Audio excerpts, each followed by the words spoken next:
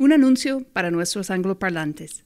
To access this story in English, go to the link in our show notes. La migración anual de Máximo nunca es fácil. El viaje desde los territorios indígenas de Panamá hasta los cafetales montañosos de Tarrazú, Costa Rica, implica largas horas de pie y muchos buses.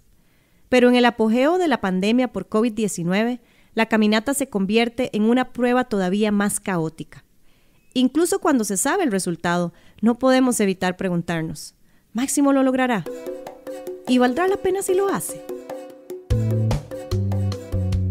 Yo soy Mónica Quesada Cordero. And I'm Catherine Stanley Obando.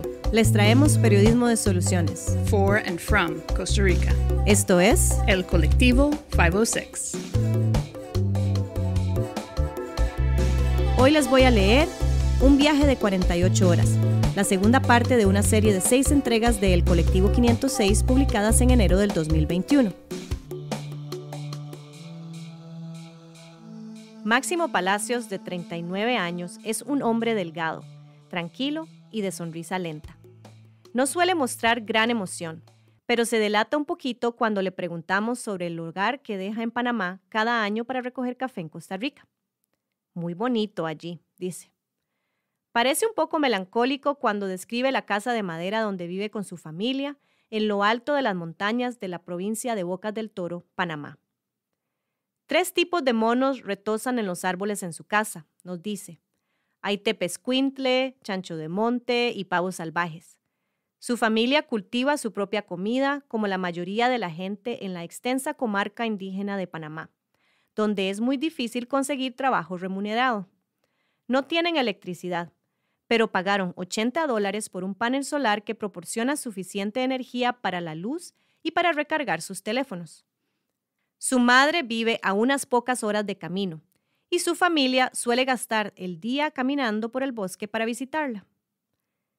Tenían una caminata mucho más larga por delante el 20 de octubre del 2020, cuando se levantaron a las 5 de la mañana y dejaron su casa al cuidado del único hijo de Máximo, de 17 años, para comenzar un viaje anual a Costa Rica.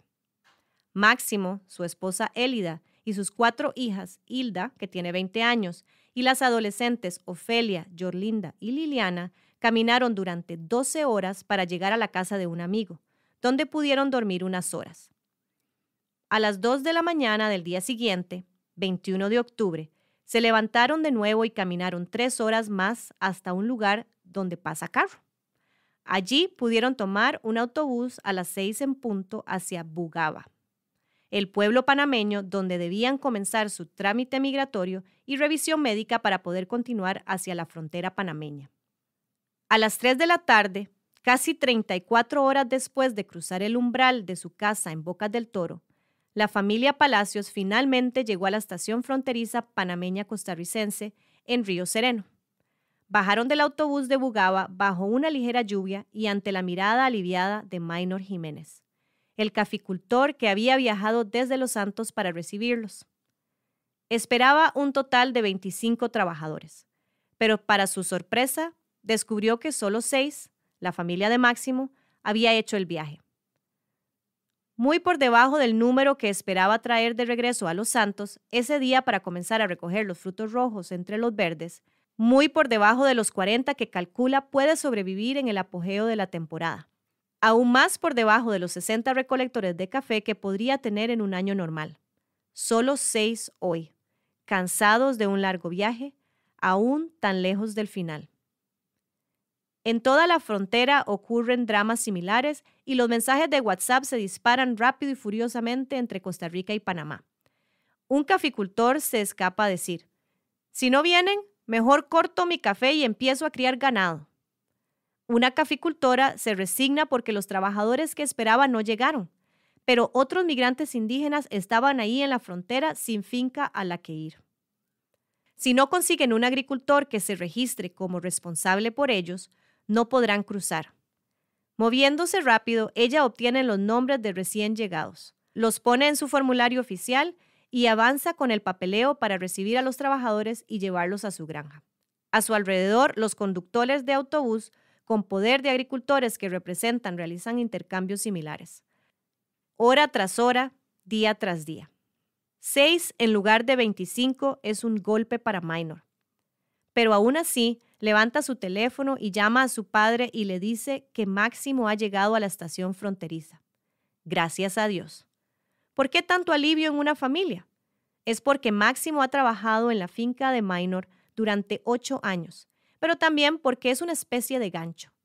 Una vez que llegue a Los Santos, será el punto de contacto que coordinarán la llegada de 4 miembros más de la familia. Luego otros 15, luego otros 12, hasta completar la nómina de cosecha máxima de Minor.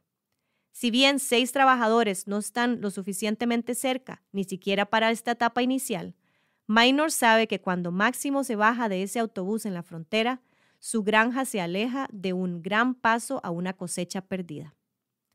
Sin embargo, la familia Palacios aún no ha terminado. Su viaje a través de la estación fronteriza tomará otras 4 horas y quedan más sorpresas después de allí. El juego de la espera. No hay muro, ni siquiera una clara demarcación fronteriza aquí. En lo que se había llamado la frontera más pacífica del mundo, una descripción ganada cuando primero Costa Rica y luego, menos notariamente, Panamá, abolieron su ejército. Una variedad de edificios gubernamentales de concreto de un solo piso componen la contribución de cada país a una estación fronteriza que se encuentra en la ladera de una colina suavemente curvada, con tiendas cargadas de ropa de trabajo y suministros básicos de alimento, alineadas en la carretera que desciende del pequeño pueblo de San Marcos. A primera vista, la estación fronteriza es una confusa variedad de filas, salas de espera y funcionarios que van y vienen. Sin embargo, cuando sepa dónde buscar, todas estas nuevas alianzas estarán a la vista. Un funcionario de migración que trabaja horas extra no remuneradas para tratar que las personas pasen antes de que la frontera se cierre por el día y así no tengan que dormir al aire libre. Conductores de autobús que buscan a los trabajadores que se les ha asignado para escoltar a las fincas y los guía lo mejor que puede a través del proceso que los llevará a su autobús. Trabajadores de Hands for Health, una organización sin fines de lucro que entregan café, cajas de jugo y galletas a los migrantes que ven cómo su próxima comida se aleja en la distancia cada vez que se les coloca un nuevo papel en las manos. La comida fue enviada a la frontera por la Comisión Municipal de Emergencia, luego de que José Pablo Vindas, un oficial de la Policía de Migración, pidiera suministros al notar el hambre que experimentaban los trabajadores que esperaban en la fila hora tras hora.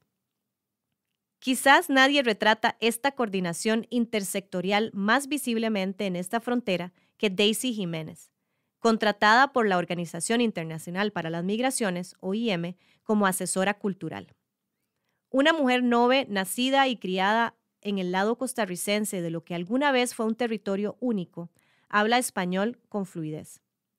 Con la vestimenta tradicional de las mujeres nove, cómoda y holgada, en un solo color brillante adornado con patrones geométricos, traduce las reglas e instrucciones para quienes no hablan español y, en general, intenta hacer que el proceso sea más inteligible para quienes lo están experimentando por primera vez. Este año, eso significa para todos. Incluso los migrantes experimentados como Máximo están perdidos cuando se enfrentan a este nuevo mar de procesos. Más tarde nos explicará que llegó por primera vez a Costa Rica a la edad de 13 o 14 años con su padre. A menudo cruzaban la frontera sin documentos, pero dice, las cosas se han vuelto más estrictas. Durante años ha pasado por esta estación fronteriza cumpliendo con todos los requisitos, pero este año está más allá de todo lo que haya visto. Una vez que los trabajadores han recibido una pequeña clase sobre cómo lavarse las manos correctamente, se dirigen en silencio, enmascarados y con protectores faciales de plástico para arrancar en un espacio techado de unos 15 por 20 metros donde pasarán las próximas horas. Allí, 4 entidades gubernamentales diferentes anotarán la información de cada migrante, por separado: nombre, contactos, antecedentes, datos de salud, el nombre del agricultor que espera a ese trabajador. Una población multilingüe con variados niveles de alfabetización. Los asesores culturales como Daisy ayudan a quienes no pueden escribir o entender español y los migrantes firman sus documentos con una huella digital. Es un proceso largo y laborioso. Cuando se le preguntó por qué las entidades no pudieron integrar sus datos y, digamos, tomar la información de los migrantes solo una vez y luego replicarla en sus sistemas, el subdirector de migración, Dagger Hernández, explica que simplemente no había tiempo. Especialmente, tanto inmigración como el sistema de salud enfrentan estrictos requisitos de confidencialidad y seguridad en el manejo de sus datos. El día que Máximo pasó por este sistema, le tomó casi 4 horas completar el procedimiento entre el lado panameño y este espacio. La sala está casi en silencio, excepto por los murmullos de los funcionarios. Los migrantes esperan pacientemente, incluso los niños, incluso cuando están visiblemente hambrientos, como Edgar, de 10 años. Ha estado viajando durante 3 días y 2 noches. Su padre Fidel, su madre Valeria y su hermana Cándida recogen café en la finca de don Nelson Mejía, cerca de la frontera. La familia Sánchez Nieto pasó cada una de las noches de su viaje durmiendo en la calle. Anoche durmieron en Río Sereno, porque no pudieron terminar su trámite migratorio antes de que las oficinas cerraran por el día. Ninguno de ellos se queja, suspira o incluso parece inquietarse mucho. Una madre de otra familia reacciona con el mismo estoicismo cuando su bebé se ensucia con heces. Sin ningún otro lugar visible para solucionar el problema, la lava en la estación de lavado de manos y sigue esperando callada. En realidad, hay más ruido en la sala algunos días después, cuando la frontera está cerrada debido a los efectos persistentes del huracán ETA en la región. El afán de las autoridades panameñas por disuadir a sus ciudadanos de intentar migrar ante los peligros que representan las crecidas de los ríos y otras amenazas. Ese día, el vestido de Daisy es de color rosa brillante con adornos verdes. La encontramos hablando en Rápido Navere a un grupo de migrantes claramente frustrados, y cuya presencia aquí, del lado costarricense, muestra la naturaleza poderosa de esta frontera, así como la necesidad que sienten los migrantes de cumplir con los requisitos de entrar para que puedan trabajar legalmente. Si bien inicialmente expresan resistencia a la idea de ser entrevistados, son conducidos al interior del espacio que normalmente está lleno de migrantes en espera y se sientan en los bancos vacíos. Con la cabeza inclinada, aceptan paquetes de galleta que les ofrece Daisy y Yandelin Sánchez, coordinadora de proyectos de Hands for Health. Cuando un hombre, claramente el portavoz, que lleva un sombrero negro con un bronco y la palabra cowboy, le preguntamos su nombre, estalla con un torrente de palabras. Dice que su grupo de 17 familiares ha estado esperando aquí en la frontera durante 10 días después de un viaje horrible desde su casa en la comarca. Durante el viaje, 2 de sus hijos fallecieron al ser arrasados por un río crecido por las lluvias del huracán ETA. Precisamente el tipo de desastre que las autoridades panameñas habían estado advirtiendo. Él relata la noticia con total naturalidad, pero su enojo se puede sentir. Hay más de 500 personas esperando en Bugaba, dice, refiriéndose al pueblo panameño donde los migrantes primero deben obtener su carnet binacional. Hay 400 esperando en Volcán. Hay más de 1000 esperando en Sereno, en el lado panameño de esta estación fronteriza. Finalmente dice su nombre, Enrique. Tiene 38 años. Su cuñado de 37 años, Daniel Morales, dice que a pesar del dolor del viaje, vale la pena regresar a la industria cafetalera en Costa Rica. En Panamá, el gobierno nos trata como animales, dice, repitiendo un refrán común de los migrantes que entrevistamos. De las condiciones para los trabajadores de café en Costa Rica son mucho mejores que en Panamá, que vale la pena el viaje.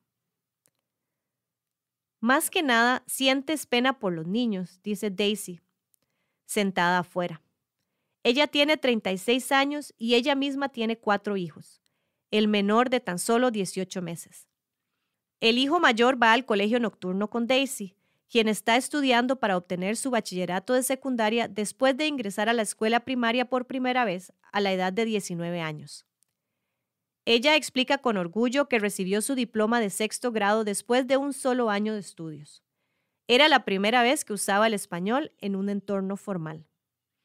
Su currículum es robusto. Ha trabajado para la organización sin fines de lucro Hands for Health en sus casas de la alegría, que atienden a los hijos de los trabajadores migrantes del café en el área. Para la Organización Internacional para las Migraciones, ha dictado conferencias sobre la prevención de VIH, uso de condones y el cuidado dental. Ahora trabaja en la frontera, interpretando, defendiendo, explicando. En el momento de nuestra entrevista, ella misma se encuentra sometida a un gran estrés. Visitamos su casa de madera en lo profundo de un cafetal por un camino de tierra empinado, junto al río Negro. Ella nos cuenta cómo las lluvias del huracán Eta en la noche del martes 3 de noviembre elevaron las aguas a niveles sin precedentes. Las lluvias que arrasaron con los 2 hijos de Enrique arrasaron la casa de Daisy. Mientras hablábamos, el 16 de noviembre, Cotobruz se preparaba para las lluvias de otra tormenta, el huracán Iota. Vivo con un ojo cerrado y otro abierto, dice. Al norte. Los cafetales surgen de las orillas de ese río que mantienen despierta a Daisy por la noche, el río Negro. A partir de ahí se esparcieron por Cotobruz. Todos estos campos dependen en gran medida de la mano de obra panameña, pero si avanza hacia el norte, el porcentaje de recolectores de café nicaragüense aumentará constantemente. Entonces, mientras que agricultores como Minor han tenido la mirada fija en la frontera sur, aún más productores de café en todo el país han estado mirando con creciente pánico a la frontera norte con Nicaragua. Costa Rica es, ecológicamente hablando, un país de drásticas diferencias y ecosistemas diversos, y contraste entre sus fronteras sur y norte encaja perfectamente. En lugar de la frontera más pacífica del planeta, entre Costa Rica y Panamá, sin ejército, la frontera entre Costa Rica y Nicaragua es muy polémica. Si bien los migrantes Nove Buglés son vistos a menudo, según muchos agricultores y expertos de la industria entrevistados para esta serie, como una parte colorida pero tranquila del telón de fondo, la migración nicaragüense es un tema de gran controversia en Costa Rica. COVID-19 no mejoró las cosas. El presidente de Nicaragua, Daniel Ortega, se ocultó de la vista del público durante meses mientras su administración alentaba las reuniones públicas e incluso las marchas contra el COVID. Una serie de casos de COVID-19 entre los migrantes nicaragüenses en plantas empacadoras de frutas generó temores entre los costarricenses sobre la transmisión nicaragüense. Debido a esto, los procedimientos para la migración del café desde Nicaragua son muy diferentes a los del sur. Una gran diferencia es el estatus legal de los propios migrantes. Los Noves Buglé mantienen una clasificación especial como ciudadanos transfronterizos, un reconocimiento retroactivo del hecho de que su territorio tradicional fue dividido arbitrariamente en 2 por Costa Rica y Panamá cuando se creó la frontera en 1941. Como tal, están exentos de la mayoría de los costos de trámites migratorios. El ingreso de un nicaragüense, sin embargo, cuesta hasta $123 y ellos deben someterse a pruebas de COVID-19 para una muestra del 20% de cada burbuja de trabajo. A los migrantes Nove Buglé solo se les hace la prueba si presentan fiebre durante la revisión médica. Eso podría ser el 10% de lo que van a ganar en Costa Rica, dice Dagger Hernández. Esto lleva a la otra gran diferencia en la frontera norte. El papel que juegan los agricultores que cubren estos recursos migratorios y, en particular, Copetarrazú, la cooperativa cafetalera más grande del país. El gerente de campo de Copetarrazú, Félix Monge, explica que toda la cooperación y, en particular, la entidad que él coordina, se ha puesto patas arriba con la cosecha 2020. La cooperativa produce un enorme 16% de la cosecha total de Costa Rica, gracias a una fuerza laboral que en el 2019 estaba compuesta por 52% recolectores de café nicaragüenses, 32% panameños y 16% costarricenses. En agosto, los líderes de Copetarrazú se dieron cuenta de que, si no nos metemos de lleno, los productores se van a quedar sin mano de obra requerida. Félix dice que si bien las conversaciones con Panamá ya estaban avanzadas para ese entonces, especialmente porque el café del sur madura antes que el de Los Santos y en las zonas más al norte, fue Copetarrazú quien lideró las negociaciones para abrir la frontera norte y creó el protocolo que finalmente fue aprobado por el gobierno de Costa Rica. Los nicaragüenses suben a un bus en el pueblo de Rivas, en el sur de Nicaragua, y después de su proceso fronterizo viajan en ese mismo autobús hasta Tarrazú, donde los agricultores los recogen en la cooperativa y los llevan directamente a sus dormitorios. Es un proceso controlado, bastante estructurado, dice Félix. Yo espero que el modelo que se construyó este año sea un modelo para no sé cuántos años más. Somos testigos del último tramo de este agotador proceso a última hora de una noche de diciembre en San Marcos de Tarrazú.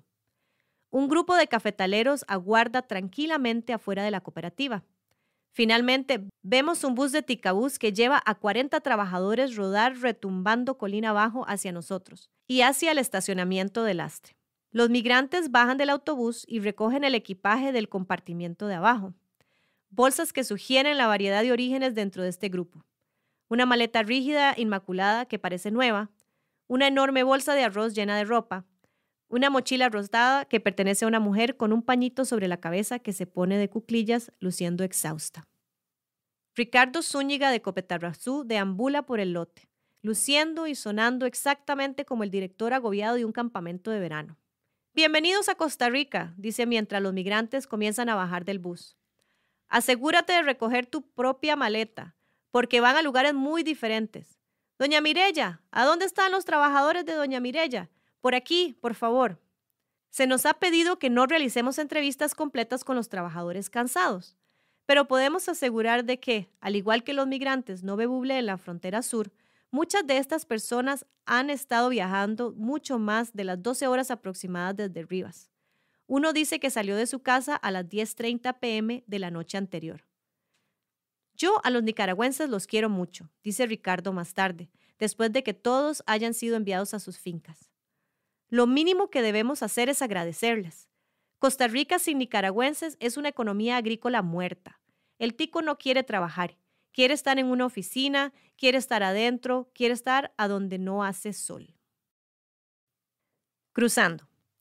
Lo único que se comparte visiblemente entre los cansados trabajadores del estacionamiento de Copetarrazú y los Nove Buble en la frontera panameña es la paciencia silenciosa. Estrés soportado con calma es la impresión primordial que dejan estas escenas. Estrés en la industria cafetalera de Costa Rica en general en el 2020. De hecho, pero especialmente aquí. Los trabajadores esperan tan silenciosamente en el salón principal, los productores de café mucho más libres para quejarse y hacer llamadas desde su posición afuera, pero todavía bastante silenciosos mientras esperan. Conductores de autobús que adoptan su protagonismo inusual en el proceso en diversos grados. Algunos son casi tan activos en el proceso como los asesores culturales, llamando a los agricultores que representan para coordinar los detalles, corriendo para asegurarse de que tienen los documentos legales correctos al frente, en vista de los cambios en las listas de quienes se esperaba y en la frontera y quienes realmente se presentaron. Funcionarios de gobierno que en algunos casos eligen trabajar 12 o 14 horas al día para lidiar con la avalancha de trámites. Máximo, Élida y sus hijas eventualmente emergen en un proceso final. En el edificio del Ministerio de Agricultura a unos pasos de distancia, donde se inspeccionan sus bolsos y se retiran los artículos ofensivos como productos frescos. Finalmente salen del edificio del MAG y suben a un autobús que les espera y que, según protocolos del Ministerio de Salud, debe llevarlos directamente a la finca de Tarrazú. Un viaje de más de 5 horas, sin detenerse ni siquiera para ir al baño. Allí estarán en la cuarentena durante 2 semanas completas, bajo la responsabilidad de Maino. A partir de ese momento estarán libres para realizar sus actividades normales.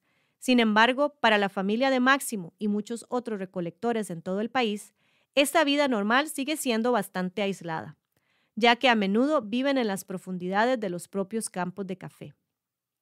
El autobús que retiene a Máximo y su familia se aleja de una frontera que se cierra por la noche con un número incontable de inmigrantes que quedan esperando a la apertura del día siguiente, instalándose en cualquier lugar que puedan encontrar, incluso afuera, en un área techada cerca de un parque del lado panameño.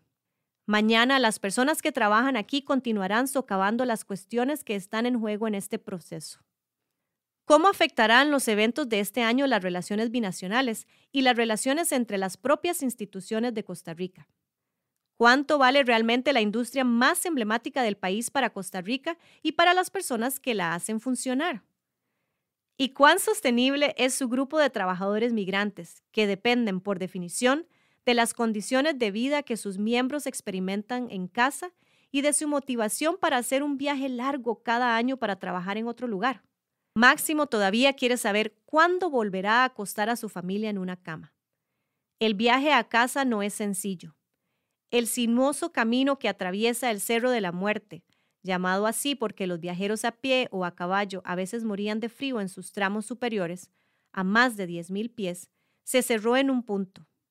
Máximo y su familia tuvieron que dormir en el autobús, sin saber si podrían pasar por la mañana. Fue una odisea, dice Minor. De alguna manera, y no saben por qué, la carretera se abrió justo antes del amanecer, aproximadamente a las 5 de la mañana. 48 horas después de salir de su casa en Bocas del Toro, la familia Palacios estaba nuevamente en casa, o en casa de una manera diferente. Caminaban por el camino de tierra que se sumerge en un arroyo poco profundo, gira a la izquierda y termina en una casa con un techo de zinc que sobresale en la ladera de las montañas de Talamanca. Miraron entonces los valles ya conocidos envueltos en nubes. Pasaron por el área de la chimenea, al aire libre donde han servido muchas comidas. Abrieron la puerta al área cerrada que tienen los camarotes que conocen desde hace años. Finalmente estaban rodeados por las brillantes plantas de café que han estado llamándolos por tantos kilómetros, por tantas largas horas. Esta fue la segunda parte de nuestra serie de 6 partes sobre la extraordinaria historia de cómo los caficultores, los trabajadores migrantes y la cooperación transfronteriza salvaron la industria cafetalera de Costa Rica durante la pandemia de COVID-19. La serie fue apoyada por el Fondo de Emergencias para Periodistas de la National Geographic Society. En la próxima entrega leeré Segundo Hogar en una Tierra Extraña. No se la pierda. Para conocer a Máximo, Minor y las demás personas de esta serie, gracias a las fotos que tomé a finales del 2020, ingrese al link de las notas del episodio para ver la historia en el colectivo506.com.